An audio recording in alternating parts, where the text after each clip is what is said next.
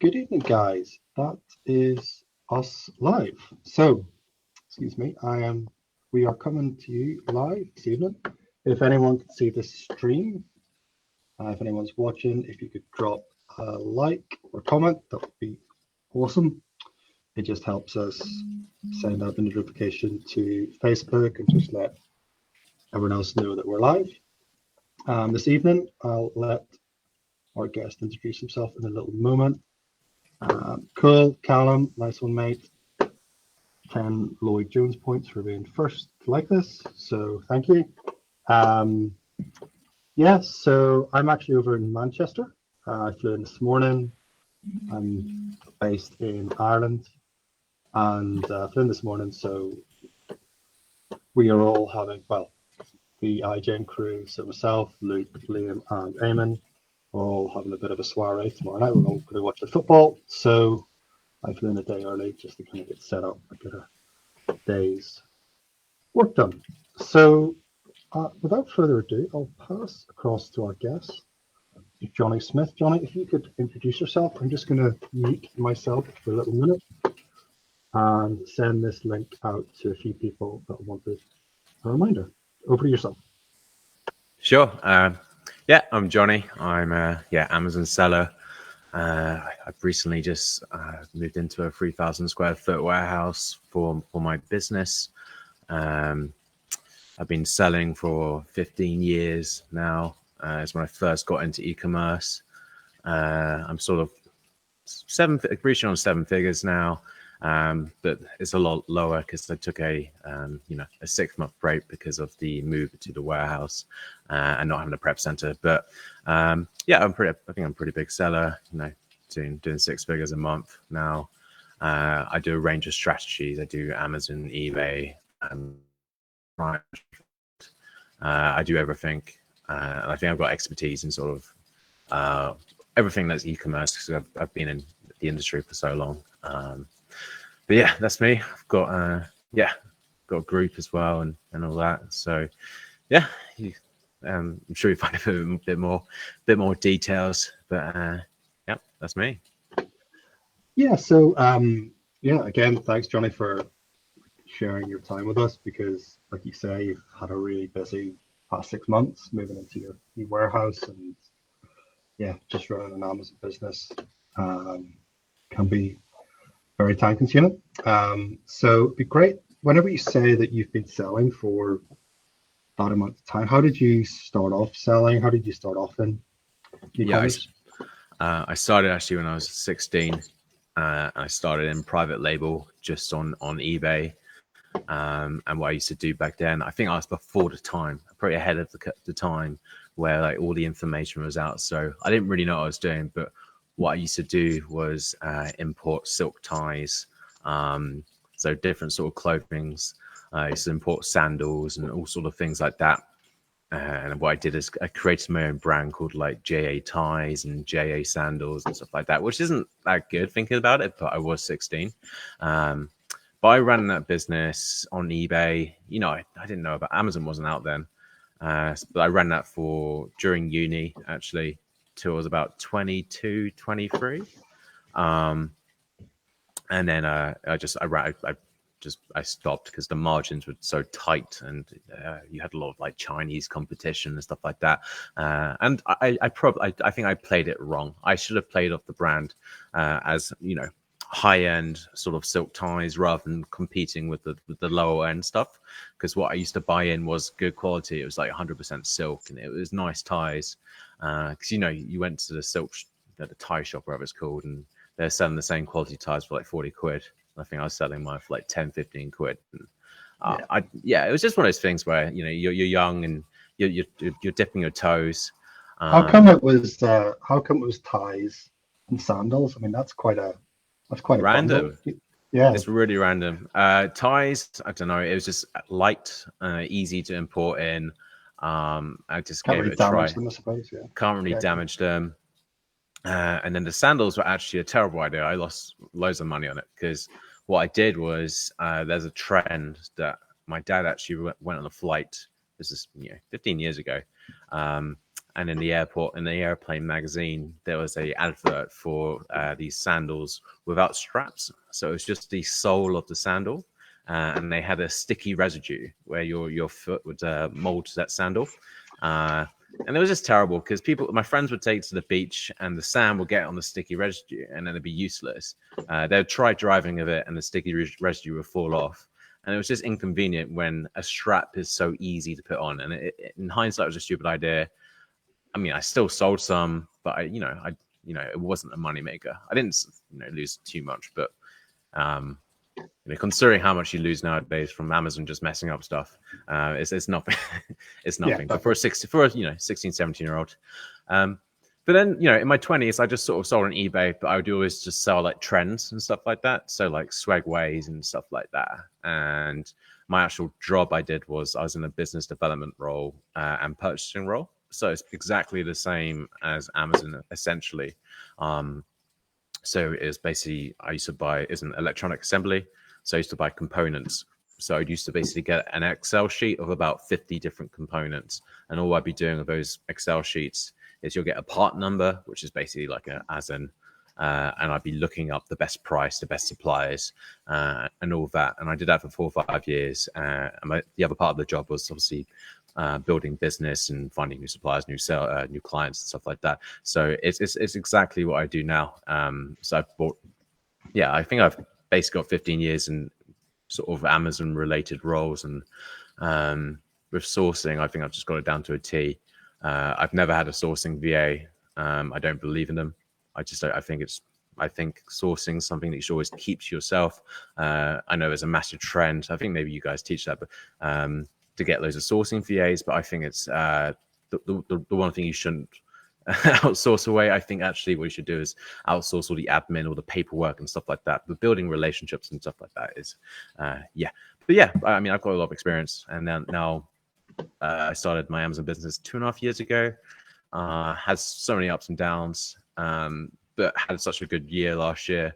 That I thought, screw it. I'm just going to get into a warehouse and really go for it and try and bring it to 8 figures and stuff like that. And it's a lot of experience. Cool. Yeah, I mean, I think with Amazon and just business in general, you can kind of build whatever model that you want. Yeah. So, I mean, I've got 4, I think 6. So 2, 1.5 admin, one's part-time, one's full-time, and 4 sourcing VAs. So my model's slightly different, where it's I would call it hybrid. So it's like OA and wholesale. So there's a lot more sourcing involved with OA. And the team, they would look at wholesale lists and source that way as well. So I can see when, like, if you're doing just strictly online arbitrage, you might get a few VAs, just to like check for new deals and all that sort of thing. I actually think the online arbitrage sort of loads of SKUs, loads of VAs, low volume but high price points is what would have worked for the last 6 months. I know like Tom Parkinson have been killing it because of the way Amazon changed the buy box and stuff like that, where high volume, low margin sellers got absolutely screwed 6 months ago because of like minimum order quantities, buy box suppression and stuff like that. So I think the strategy that you're doing, it probably yielded really well for the last 6 months, I can imagine. Yeah, it was. Yeah, one of the real benefits has just been, what's the word, agile. So you can kind of change it from. I mean, Fred and Arthur tell me my kind of what I've been shipping into them has kind of changed. So it's went from wholesale, majority wholesale, to kind of majority OA. Okay, cool. But I mean, I think I'll probably take it back. Sorry, like no, it's these... good. I'm really looking forward to this live because it's good to have someone on who's kind of a bit like Eamon, who's doing kind of big numbers, and he has got maybe a different viewpoint than the way I look at things. So it's been very dynamic the last 6-9 months, really. So for us, it'd be great. Like, I think we'll have like the second half of this is Q&A, but if there's any questions that kind of come up, we can ask them like straight away. So Yeah, last 6 months with kind of wholesale, that has changed. But I don't know, like this week we got like the kind of all clear for Q4 with IPI, and then we're back up to, let me get this right. So we started off with like 21,000 unit allocation Yeah, down to 15, 12, 9, 6.5, 5. yeah, So we had to recall stuff, and now we're back up to 14. So yeah. it's absolutely crazy trying to keep up with things. So It yeah, goes how up are, every week. Yeah. yeah, it's crazy. So you've obviously been quite acutely affected by that. I was. So obviously I stopped shipping. I think my limits were around 30,000 like 6 months ago, something like that. I can't remember what it was, but something Okay. like that when it first came in. And then it dropped all the way down to, I think, like 6 or 7,000. But it's been doubling every week now because I'm constantly sending stock in. Um, and just to go back to my previous point, I do think for online arbitrage, maybe sourcing VAs do work a lot better. Wholesale, I don't understand. No, I don't think maybe because my model, I'm 100% wholesale. That's probably why I got a different mindset. But I think for online arbitrage, maybe it does work a little bit better. But wholesale, no, I don't think so. But yeah, I mean, restock limits is not an issue anymore. I've got plenty. It's pretty tough to try and get up to like 25,000, 30,000 units in Amazon. And you don't really want that many, I don't think, unless you're a giant seller. Because recently what I try and do is keep like less than a month's worth of stock in Amazon because I don't want to pay storage fees is one reason.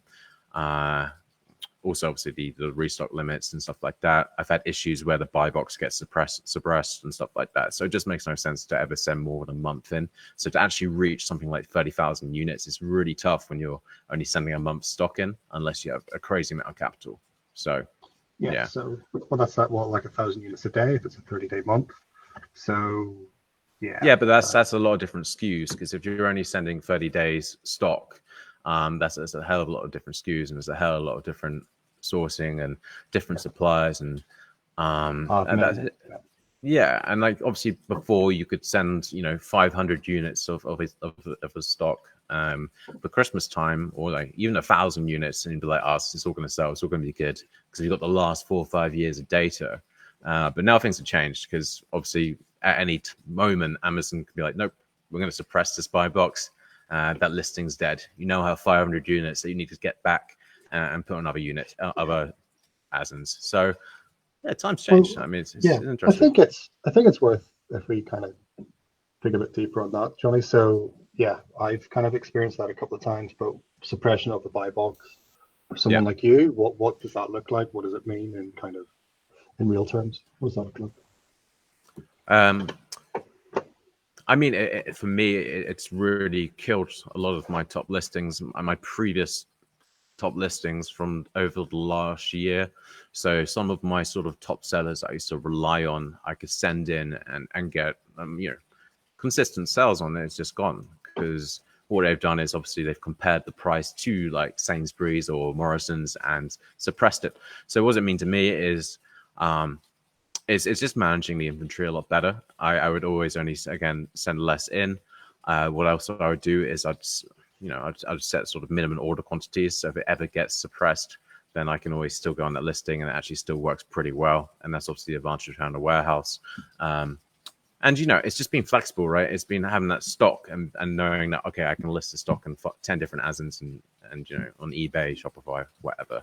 So it's just being able to adapt to it. And I think like the whole, if this is this time last year, I'd definitely struggle with my old strategy. And I'd probably look to mix it up a little bit. But with the warehouse, I can still keep, so I can be very flexible. Yeah. Yeah, yeah, cool. Guys, if you have any questions, any burning questions for ourselves, for Johnny, pop them in below, and we'll get them answered kind of in the second half of this. So yeah, if you want to talk about a little bit about the warehouse, so how's that Sure. shaping up, and Yeah. I mean, it is tough, and like you said at the start, Amazon is quite time consuming. I don't think it wasn't time consuming until now I have a warehouse. Before it wasn't too bad because I think the whole sourcing, admin, that can be taken care of quite easily. So I wouldn't find it that time consuming. Um, but with the warehouse now, I have staff. I have to get a constant flow of inventory for them to use. Staff prices are a lot more expensive now. You can no longer really get staff very easily. Even last year, like my prep center really suffered because they couldn't get staff, and that really messed me up. The other problem as well is that, like, not a problem, it's actually a good thing, is I didn't realize how fast people can prep inventory, because at my prep center that I'm not going to name, from last Q4, it would take me 2.5 months from purchase to it being available on Amazon, because it took them 30 days or longer to prep it. Even at the start of this year, it took them 30 days or longer. And that's sort of partly my fault for probably growing too quickly, but at the same time, they just didn't, the whole chicken and egg thing, they didn't want to hire aggressively. They didn't want to do that. And I think they're quite cheap and trying to save all the bucks with the apprenticeships and stuff like that. And it did really hit my... Oh, I see. Right. Okay. Yeah. So I don't want to mention who it was, but yeah. And then with the warehouse, it gives you so much flexibility because I'm sending 150 orders a day now with Royal Mail, with like SFP, eBay, and stuff like that. So as soon as I get the inventory, I can start selling it in all different methods. And then obviously what I do is also send that stock to FBA, and I can, if I receive a pallet in the morning, I can get that out almost by lunchtime now. So I can do about 400, 500 units in half a day. Awesome. And that's just by having a good setup and using good 2D barcodes and good software. Like there's something called 2dworkflow.com, which is really, really good. I'm not affiliate, but it's a really good software. But yeah, when you have two staff that are fully dedicated to you, you're surprised how quicker things are. But obviously the problem with the warehouse is, I don't have a life anymore, to be honest, because I'm not just going to hire a warehouse manager from the get-go. I need to learn everything. I got to get everything running and rolling properly. So having a prep center, it makes everything so much easier, but I can never see myself scaling, and the turnaround rate, and you're limited in strategies and all sorts, and picking up wholesalers, everything. Yeah. Well, what I would say, Jonny, certainly need to give yourself a bit of credit, because if you look at kind of where you've come the last year, we're start of Q4. Q4 literally starts on Friday, officially starts. So everyone's sales are going to go through the roof on Friday, aren't they? Because it's Q4, but not really. Yeah, definitely. The volume is there. Yeah. Yeah. But what I would say is, like, my previous career was, my previous career in my previous job was in health and safety and employment law. And you don't want to come here, then. It's you should see my office. It's I've got ropes for balconies. It's not good. Well, the health and safety side, I think, is pretty easy to set up once you've kind of got that. It's managing people and hiring people and dealing with people who, might not have things going on and that type of thing. And there's a heck of a lot to it, managing people. We had Fred and Arthur on, and I couldn't get over the size of their team. They're like 25, 30 staff. And I can't believe how fast Fred and Arthur have grown. It's insane. They've done so well. Yeah. So yeah, and again, hiring staff, it's like a massive risk, but it's also like a massive reward as well. You're literally providing for them, and you're having an impact for them and the people around them. So it terrifies me. It absolutely terrifies me, and that to do that in the UK, there's a lot more kind of leeway with VAs and things, but my team are kind of my passion. That's a big part of why I'm trying to grow up my team. So yeah, it's great. It is great. It's but it's time consuming, because absolutely. Like without a supervisor or any sort of hierarchy, it's just me and two staff. I get questions like every 10 minutes, half an hour. There's always little things, little errors with the warehouse management system. always little things until they're sort of 6 months to a year in. It's always going to happen. So it's tough because it is hard to sort of really focus on your business until they leave. So like my time that I really get stuff done is like 5 till like 8 or 5 till 7. That's where my crunch time is. Other than that, it's just basically talking to suppliers and placing orders. But my crunch time is sort of when they leave. And I mean, yeah, it's just obviously, yeah. It's obviously just what happens because you don't want to, hire a warehouse manager, warehouse supervisor, and get everyone going, and then just them doing nothing because staff is just always going to be the most expensive part of your business. Especially now that it's the worst time ever, I think, to hire staff. I don't know if you know this, but basically, I think there's more jobs available than staff available, and it's like the first time ever. So you're not paying minimum wage anymore. You're paying $9.50 instead of like the $8.90 and stuff like that. I had to use like an agency, so it's like 15% on that for 3 months. So stuff like wages it's very expensive. It's very difficult to hire through Indeed because it's just so slow and time consuming as well. There's just a lot to it. I mean, the warehouse flows is good, so I can get orders out efficiently. My metrics are all really good. It's just it's a lot of time. I think until next year, when I properly grow, properly get the systems, get more supplies, blah blah blah, get more capital, it should be a lot easier. But no holidays for a good while. No holidays for Jonny. No holidays. So you are kind of finding the HR side of things quite tough at the moment, and I think I shared something earlier. Obviously, inflation and that side of things is pretty much kicking in. On every aspect of the supply chain at the moment. So, well, the issue is that the foreign workers used to bring down the minimum wage, right? So because of Brexit, the minimum wage is going up. So basically, the foreign workers used to be a counter to inflation, inflationary wages at the lower end. So now what's happened is that everyone's gone back. There's no one to keep the wages down. So what's going to happen is all the wages are going to go up. Everything's going to get more expensive, and it's just going to get a little bit mad. Just some people just like Labour saying like a minimum wage of £15 an hour and stuff like that. It's just ridiculous. But it's actually Brexit is probably the reason why the wages are happening because of the workers. They're not here to bring down the average anymore. But yeah. Sorry. Cool. Yeah, go on. No, it's good just to chew the fat. I think the other thing that's really kind of, well, if I was watching this, that I would want to be asked is how you're dealing with multi-channel fulfillment. So you're selling on not just Amazon, but eBay and Shopify as well, or? I have a Shopify. And I have like a brand that I've designed and got it all up and going, and it's a pretty cool brand. I think it's very cool, and it's something I really want to build next year. But right now, I just don't. I've been looking for digital marketers and stuff like that on a VA to do digital marketing. It's just really hard to find, and it's one of those things where there's so much volume in Amazon and eBay where I just don't see the need right now to really put everything in it. So Shopify, I've got the website. It's running. It's up and running. But I'm just not doing the Facebook ads. I'm not doing the advertising yet because I haven't found the right team. eBay, I do eBay pretty easy. It's just all raw mail. Goes out the same day.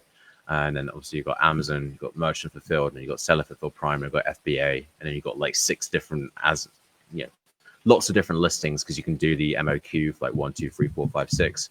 So I'll be on listings like 9 or 10 times. I'm sure people have seen me.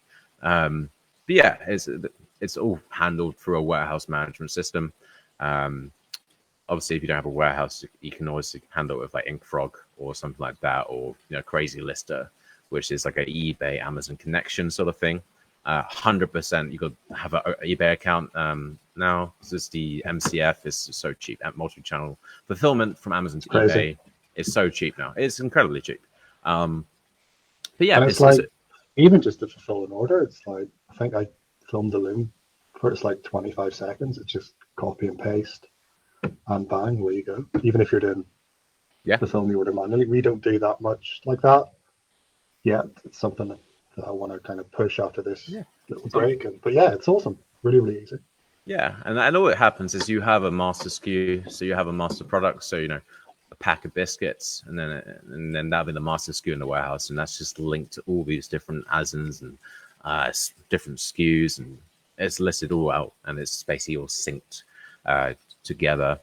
Then I've built sort of custom software where it basically creates shipments and reduces from the warehouse management system, and that sort of sends out 30 days and stuff like that. So I do a bit of custom software to sort of really help out with that sort of thing. So I think you really need to at some point. But yeah, 100% definitely recommend it. What, it's like £3.50, right, to fulfill from Amazon to eBay. Yeah. With Royal Mail, you're going to be paying for tracked, plus like packaging and staff costs. It's going to be like £3.50 anyway. So it's the same price. You got to get eBay for sure if you're not already on it, because it's a good way to build brand. Good, just why not? It's great. Yeah. Yeah, it's definitely important to kind of diversify. And yeah. Let's have a look at a few questions. We'll go through these in a moment. Guys, if you've got any questions for kind of multi-channel, wholesale, accounts, speaking to people, or what that looks like, feel free to ask Jonny. Obviously, this is kind of drawn into the end of our wholesale theme month. Eamon is kind of building a wholesale blueprint with, I think we've got 4 beta testers at the moment. So Nice. 4 to 5. So we're kind of building that blueprint out at the moment. That's cool. Yeah. So just drop a little link. If I could just drop a couple of links, I'm going to drop a link to Jonny's group if people want to get involved with Jonny, and if that's okay. And Yeah, I used to do like YouTube videos. I would bring I start posting more soon and helping out, but it's just quite difficult at the moment with time. But yeah, it's good. This is my first live I've done for a while because I just haven't had time. I've got a full beard now. Things are just crazy. Quite a few questions. Where are you, yes, Lloyd? Where are you? yes. So where am I? I am in Manchester. So I'm at the hotel metro in Manchester. Heading to the football tomorrow with Liam, Luke, and Eamon. So just a bit of a short break.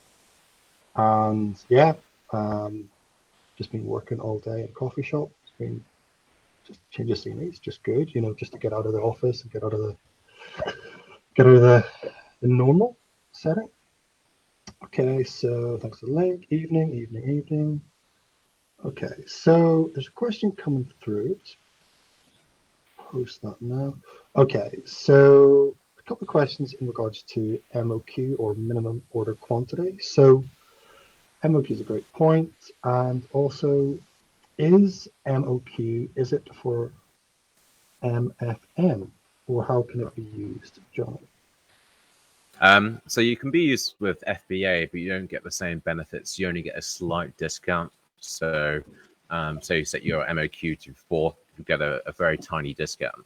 So you can't leverage. So basically, Amazon will still charge you a fulfillment cost for each unit. So say if you sell 4 units with FBA, they'll charge you £3 times 4, it's £12. But if you do merchant fulfilled and you get an order for 4, it will cost me £3.50, which is the same as it would cost me for 1 unit. So obviously with SFP and MFN, you can really leverage it a lot. And it was a game changer. When it first came out on beta, 6 months to 9, the person who got the authority, the person who was trialing it, who he's actually one of my competitors, he absolutely just raked it in. But they've recently actually changed how the buy box algorithm works. So for MOQ, you've got to be careful because you won't win the buy box as much, but it's sort of like a bonus. So something to note. But MOQ is good to be used. So say a price is being suppressed by Amazon. Sometimes you won't be able to meet that unless you do the MOQ. That doesn't apply to FBA, but it does apply to merchant fulfilled. unless they're saying like list at 80p, which is ridiculous. But if you bought it from a wholesale and promotion and a good price, usually you can beat retail by quite a lot, I find. So it's good for those sort of situations. So you can be sort of dynamic and flexible with your business and stuff like that. Yeah, I'm sure like a lot more people will be using it. I use it everywhere all the time. I don't really like to talk about it too much because people use it incorrectly. So one of the So issues actually, yeah, what does that look like in terms of incorrectly? It's just, there might be someone who's maybe just starting off in wholesale, so any kind of top actually, tips on, so they don't understand that it doesn't work for FBA. That they still have to charge. Sorry, they don't understand that as a fulfillment cost for each unit. And the actual other problem is people trying to compete against minimum order quantities. So most of the reprices, actually all the reprices, can't recognize if a minimum order quantity is going on. And some people always click, let's match the price at the lowest price. But what they're doing is matching the lowest price at a minimum order quantity of 6. So on actually a really popular listing, I took my MOQ off because I noticed it was crashing the price because beginners were coming on and trying to match it. So it's more for if you're not using it to watch out for it and to price above it. So make sure you don't put make sure you have your minimum price and your repricer to a good level. So you're not matching it. You will win the buy box over them if you're above them. So best to sometimes ignore. If you're just FBA only, then it's not really worth it. I would just not do it at all. But if you're fulfilling yourself, it makes sense because obviously when you're fulfilling yourself and you're using MOQ, you can increase the price point, right? So say you have a £5 pack of biscuits that sell on Amazon for £5, you can turn that to a MOQ of £3, and now it's a £18 price point. So when you have staff to pay for, and you're accounting for their packing costs and stuff like that, it obviously brings it all down. So it's a lot of things to consider. Increasing the price point is a really, really good one for MFN. How do you use it? Just it's easy. Just edit inventory. Select. Yeah, cool. Just top of my head, you've mentioned biscuits a few times, and I love biscuits. everyone loves biscuits. Is there anything do you keep to a certain amount of a certain niche? You've mentioned kind of electronics previously, sandals, ties. Are you solely a niche at the moment, or are you quite wide? Yeah, no, I'm on a sort of a niche. Yeah, my brand is around a niche. It's not really a niche, but it's a broad category.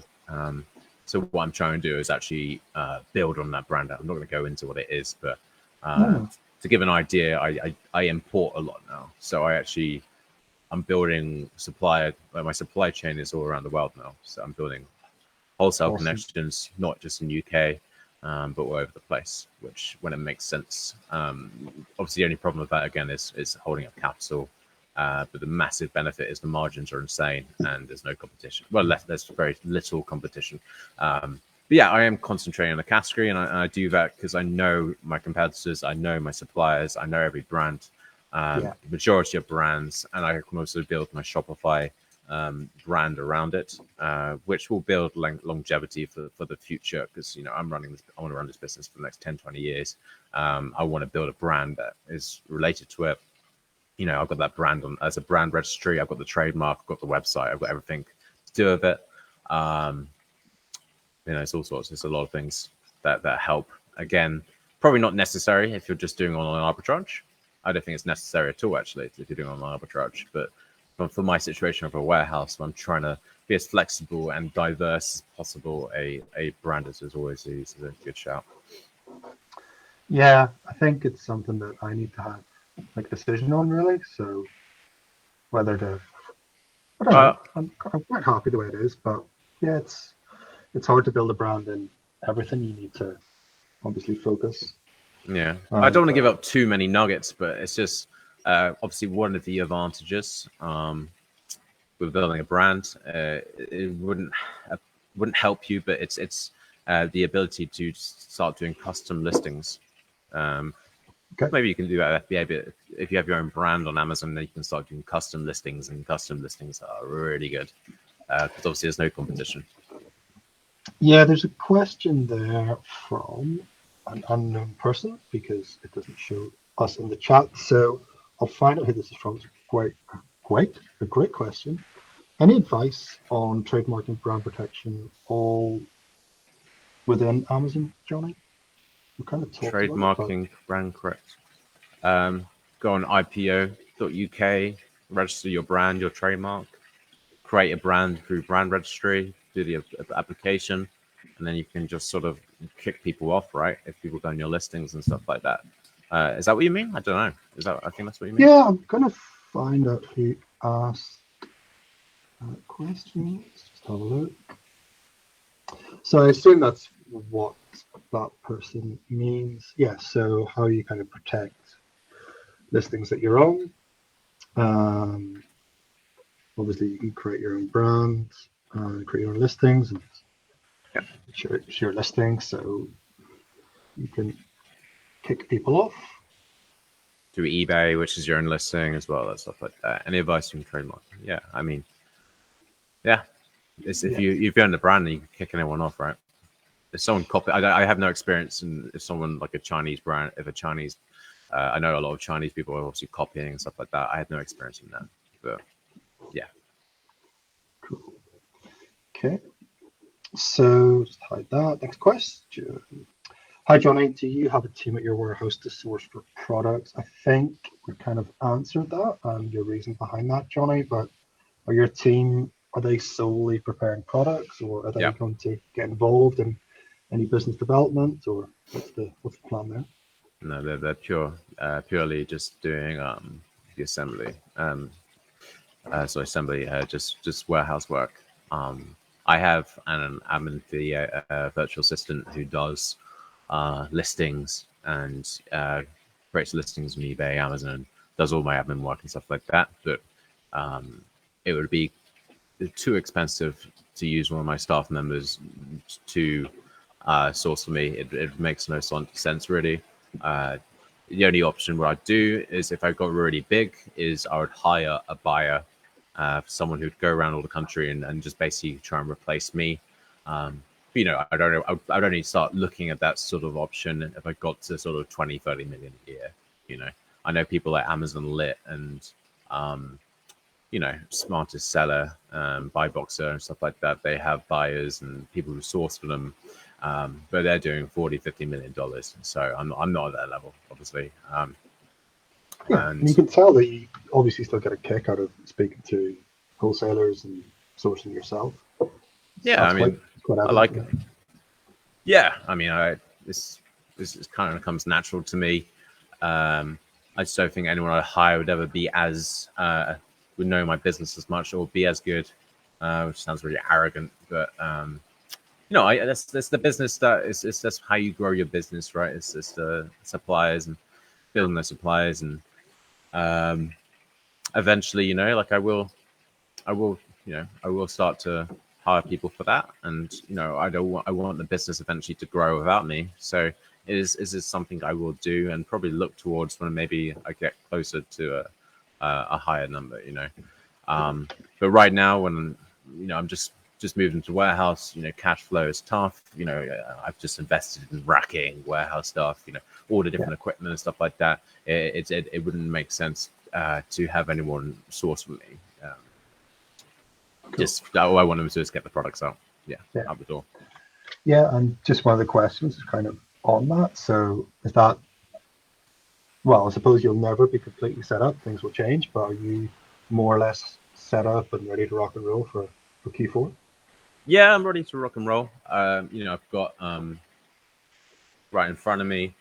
I've got room for about 24 to 30 pallet spaces. Then I've got picking shelves, which is how long are they? They're about 40 meters long, 40 meters, 50 meters worth of shelves for picking. I've got places to store boxes, but of course, as you grow, I will look to add to pretty modify or change and of course, every time you always change and adapt, and I'm always trying to figure out ways to do things and make things better. But right now, yeah, I mean, yeah, it's pretty cool. But I'm sure there's I've built the stairs to get to this to the mezzanine where I am right now, which is pretty cool. So at least I'm off the shop floor, but I can still Did you look get down. did you get your toilet in? No, it's No. no point. It's just three of us. Okay. Unless I get to sort of merge and fulfilling like 1,000 orders, and I have sort of 6 to 7 staff, more than 6 staff. It's no point getting more toilets, but maybe I will. But it's only three of us at the moment, and I was surprised how much they can pack and pick pack. So yeah. Okay. Question, just engaging my brain here and putting Facebook on my phone. So there's a question. I do both eBay and Amazon, but haven't gone down the Amazon fulfilling eBay orders yet. How easy is this to set up and manage? I think I know your answer to this question. Yeah. So, yeah. It's easy. Really easy. Inkfrog's a pretty good one, just because it's cheap. There's a lot of ones that are more expensive that offer like fancy templates and stuff like that. You don't need fancy templates. You just need HTML basic text, because a lot of people shop from their mobiles and stuff like that on eBay. So something like Inkfrog is a cheap, good option. And then once you get eBay, just all you want to be doing is, just listing as much as you can. You want to do like, 10 listings a day or something like that, and that's how you build it up, sort of thing. But yeah, it's easy. It's a comment from, I'm not sure who that's from, so sure we'll bottle it. If he bottles it tomorrow night, I'll be in the dugout making sure he brings some subs on with more than 5 minutes to go, but that's a conversation for another time. So another question, got an email from Amazon today announcing that from November, we'll be able to sell in Europe from UK fulfillment centres like before Brexit. What do you guys think we should do to get ourselves ready for this? So it's quite interesting because I actually had a conversation with Amazon last week in regards to this. So I'm based in Northern Ireland. I have a small warehouse type unit, and we've been really badly affected by Brexit. So basically, when restock limits come in around, was it Prime Day, we can't recall Northern Ireland because Amazon see Northern Ireland as Europe. So they would consider the Irish Sea as a customs border. So I had a conversation with someone called Alice, and I've just been really, really busy. Haven't had enough time to kind of dedicate follow up. But you can actually fulfill from Amazon to Europe at the moment. There's two schemes. There's the IOSS and the UOSS. So the UOSS is where you hold stock in Germany or France or whatever marketplace you want to do that. To do that, you will need a VAT number or a VAT registration in those countries and the admin and complications that come with that. So yeah, if you can do that, that's great. However, the golden nugget that I think Jonny has had enough of my dulcet tones. So try and get him back in. Oh, he's completely gone. So yes, there is a scheme called the International One-Stop Shop, which is the IOSS. So at the moment, back in. So it's Jonny coming back in now. So yeah, there is a scheme at the moment. Sorry about that. Yeah, you're okay. So from the 1st of July, you can fulfill from the UK to Europe via merchant fulfill.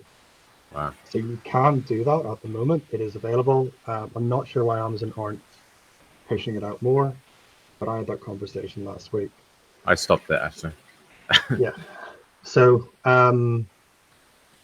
yeah, my retort to Alice was, well, if you can fulfill items on the merchant fulfilled network from the UK to Europe? Why can't you send me my inventory from the UK to Northern Ireland, which you consider Europe? Which she didn't have an answer for, but we are speaking to the FBA team at the moment in regards to that. So she promised me an update on Friday, and still no update as of yet. So when I get an update on that, guys, I will certainly fill in Donal, Eamon, Stephen, Roisin, anyone else that's selling in Northern Ireland, because that would be massive if we can get some progress on that. They are looking at this. They're taking my thoughts and things into consideration. But It's as because with all things, yeah, it's taking time. I think it's more to do with the customs and countries not being ready for the. You talking about IOSS? I don't think they're ready for it yet. One of the issues, I actually stopped it because every time I sent packages to Ireland, I actually they never arrived. So I think there's some sort of issue with Ireland and their imposts and I don't know anyone who's actually being able to send stuff to Ireland at the moment. So there's definitely an issue there with the borders. But I imagine they haven't rolled this out yet. It's because the countries haven't actually figured it out themselves yet. So I don't think Amazon want to deal with all these returns and lost packages and absolute mayhem that will be if they roll it out too quickly. Yeah, it's too many lost too many returns. Yeah. So what do you think guys think we should do to get ourselves ready for this?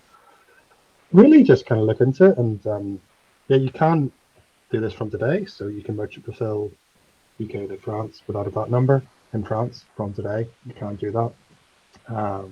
But yeah, I'm not doing it at the moment. So what square foot warehouse have you got, Johnny? How big's your warehouse? So did you hear what I said before? No, I don't know if I think I missed that. Sorry, mate. I'll let you come back in. Oh, yeah. So like I know a little bit about the IOSS and Okay. how it's working because I was doing it myself for a while. The actual issue I think is with the country's customs and countries not being ready for it. So I wasn't actually able to send anything to Ireland because everything was always returned.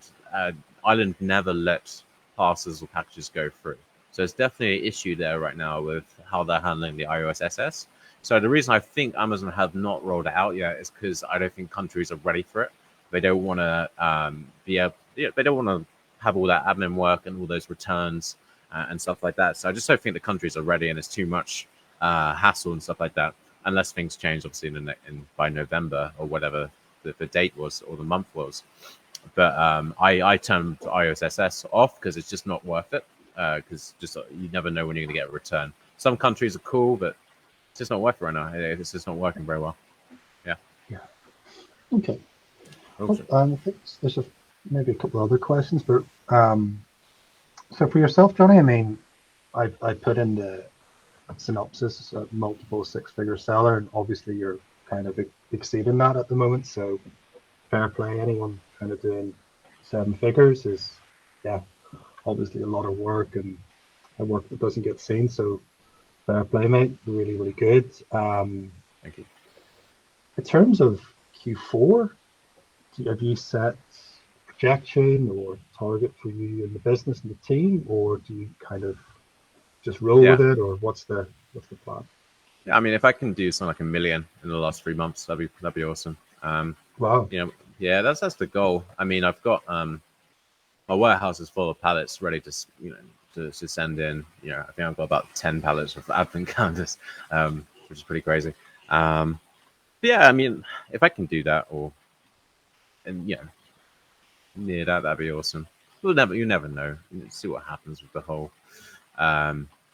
shipping stuff in and how the inbound is at Amazon, how quickly I can turn around the stock and stuff like that. Yeah, we'll see. We'll know in a month's time, right? How things start when things get crazy. Yeah, it'll get crazy pretty soon. Yeah. Cool. Another kind of comment.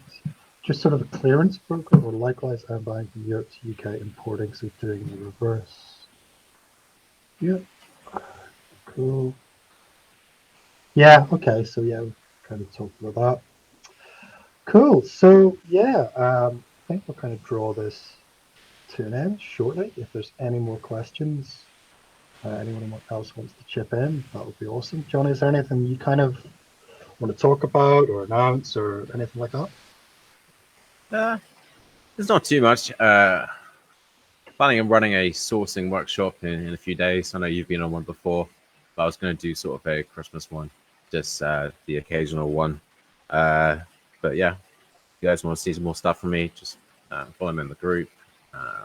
I try and post some more sort of advanced things, I'd say, than the sort of very beginner stuff. That's sort of my angle. I'm more interested in advanced stuff, coding software, cheats, hacking, just different, more stuff that's going to advance your business. So I'm not really into sort of the beginner space. It's more, more advanced. Yeah. But yeah, look, cool. I mean, it's been cool to speak. Yeah, it's good to chat to someone and get back on the mic, get back on the live video. So I appreciate the invite. It's been good speaking to you. And yeah. Well, it'd be good to get you back on maybe January time or towards the end of Q4 if you do that 6 figures and 6 figures, 7 figures. If you do that, it would be awesome to get you on, talk about that, because that would be pretty crazy. Well, I know like Luke Dugon's his target is $1 million, so I gotta beat Luke because he hasn't got a warehouse. So you've gotta beat Luke with you've got a warehouse. Yeah, that's your trump card. Yeah, it's a trump card. Yeah, exactly. Yeah, we'll see what happens. Who knows? I mean, I'm doing about 4,000 a day now. So like, what's 160 or something? I don't see 120. If things double, triple with a Q4, I don't see why not. Who knows? Who knows? I don't know. Like I got banned from Q4 2 years ago, so things happen. If that happens, wow. You never see. Yeah, so yeah, that's actually why I stopped doing retail arbitrage because of the ban. But some people get annoyed when I start talking about the retail arbitrage because well, if you want to talk about that, I mean, it's good to. We've got a few minutes more. I want to keep this kind of on time, but yeah, we can't. Well, we could leave people on a cliffhanger, but we'll not do it this time. So yeah, what happened and how did that kind of change your? Well, I think Amazon have changed. They give sellers more chances now. They get more like product authenticity complaints and stuff like that. But before they used to just straight up ban you and you used to do a plan of action, right? And you would never know what to say. The issue I had was did some retail arbitrage from Home Bargains, bought a Spider-Man walkie-talkie, and then I got a random authenticity. So Amazon, it's not a complaint, but Amazon say, please provide the invoices for these free ASINs, right? So it's just like a random authenticity check. It's nothing to do with like anyone complaining. But Amazon used to, I'm not sure if they still do it, say, you got these free items, show me the invoices, show me the proof of purchase and all that sort of thing. Obviously, buying from Home Bargains, you have a receipt with nothing on it apart from receipt. It's just a price, right? It hasn't got your invoice. It says like toy or whatever sometimes, or it's just say, But also you can't prove authenticity with Home Bargains. There's no way to call up, no way to get an invoice. There's no information about your name or business on that receipt. So I think it's way too risky. If you want a big business, just avoid retail arbitrage unless you can prove that your business bought it. With a Home Bargains receipt, there's no way you can prove because you can't get your business name on there, right?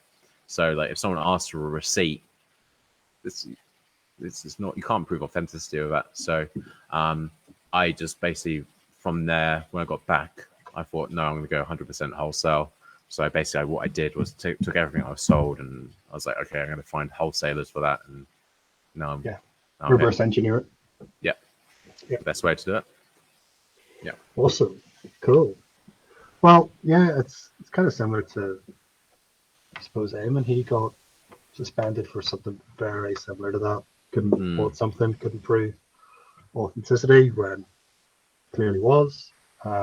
Missed the Q4. I don't think it was. Might have been 2017. I don't think it was 2018 because.